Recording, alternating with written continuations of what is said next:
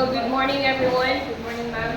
So this topic will serve as a continuation report of May Clark Franca's discussion.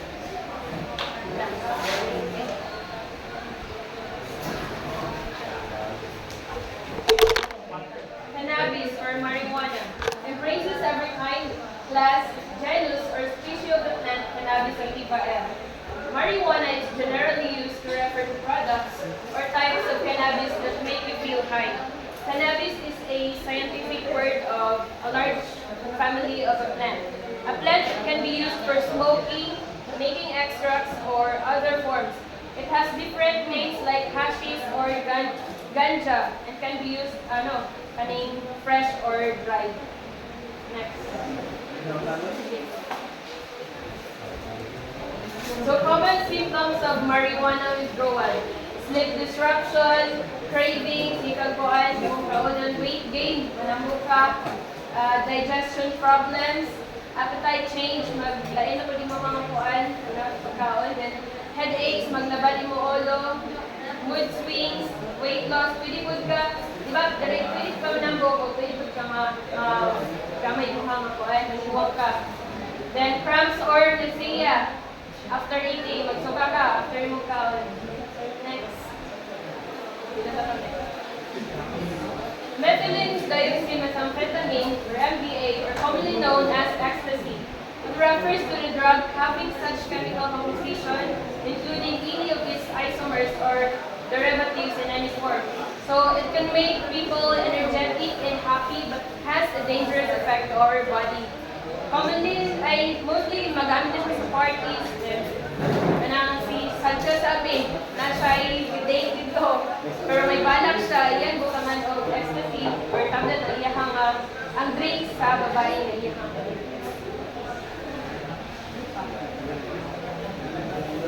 Methamphetamine hydrochloride, or commonly known as shabu. It refers to the drug having such chemical composition, including any of its isomers or derivatives in any form. Shabu is used in the form of small, clear crystals or a crystalline powder. Shabu is referred to by other street names like ice, fragment, or glass. Some people kana mapalit abi sila o shabu, pero dili nila ingon nga mapalit ko shabu, boss, or isa ilahi ingon is ice, kana fragment, or glass. Shabu is a strong and illegal drug that keeps people awake and energetic, but is highly addictive and harmful.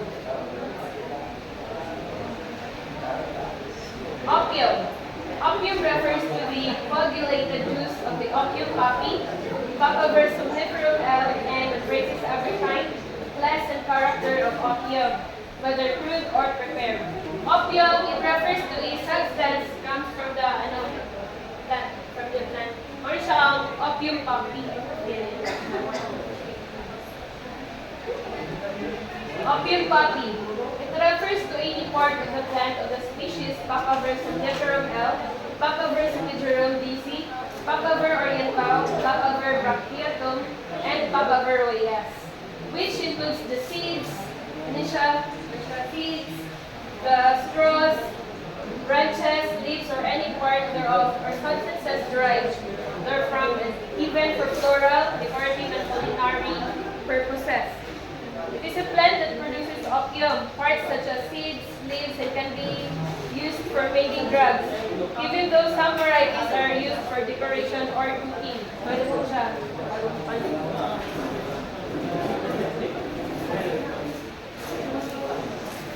Planting of evidence. The willful act by any person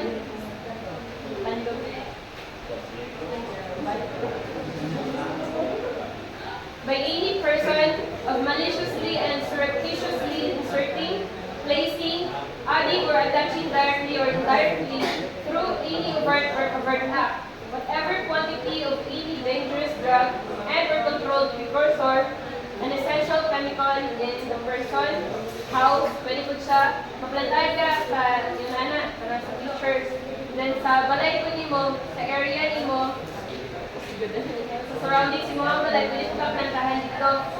Effects or in the immediate vicinity of an innocent individual for the purpose of implicating,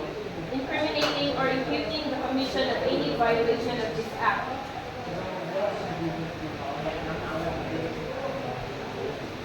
Practitioner.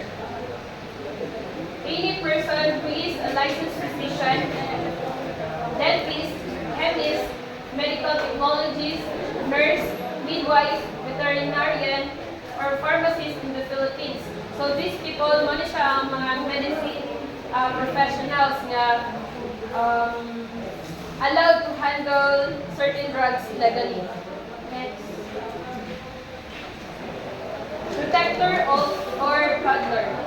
It is a person who knowingly and willfully consents to the unlawful acts provided for in this act and uses his or her influence, power, or position in shielding, harboring, screening, or facilitating the escape of any person he or she knows.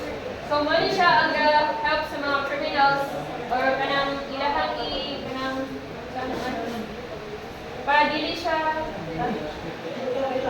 protection para dili dapat sa law enforcement.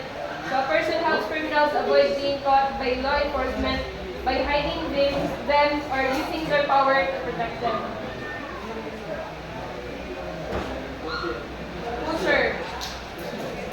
Any person who sells, trades, administers, dispense, delivers, or gives away to another on any terms whatsoever or distributes, dispatches, in transit, or transports dangerous drugs, or who acts as a broker in any of such transactions in violation of this act. So, kay kanya din na act as a broker, di ba? Katong magsilbing a bridge sa kanang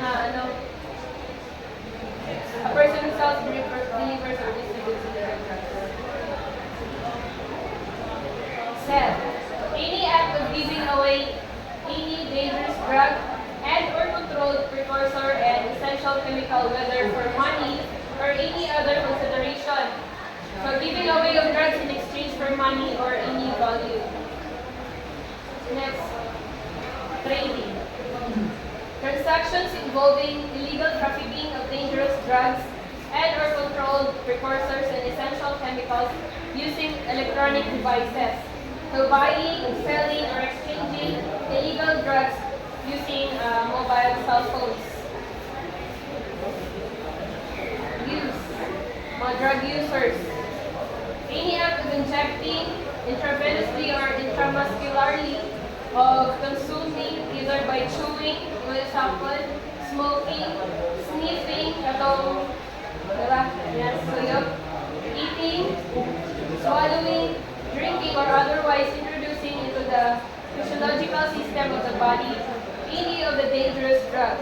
So taking illegal drugs by swallowing, pwede naman siya i-kuhan, pwede pa siya i-inject ka. Ano siya, other way of putting that into the body. So that's all. Thank you.